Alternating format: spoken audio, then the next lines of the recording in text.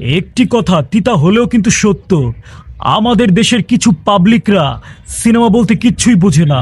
হ্যাঁ, তারা বোঝে সিনেমা বলতে দুই প্রকার, এক হচ্ছে রোমান্টিক আর দুই হচ্ছে মারামারি।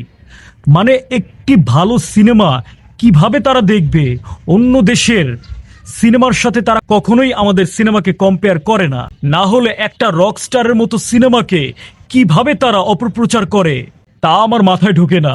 একটা ইন্টারন্যাশনাল মানের সিনেমাকে তারা অপপ্রচার করছে, তারা খারাপ মন্তব্য করছে, এর চেয়ে লজ্জাজনক আর কিছুই হতে পারে না। আর যারা এই রকম মন্তব্য করছে, এই রকম তারা সমালোচনা করছে, অবশ্যই তারা এই দুই প্রকার সিনেমার ভক্ত।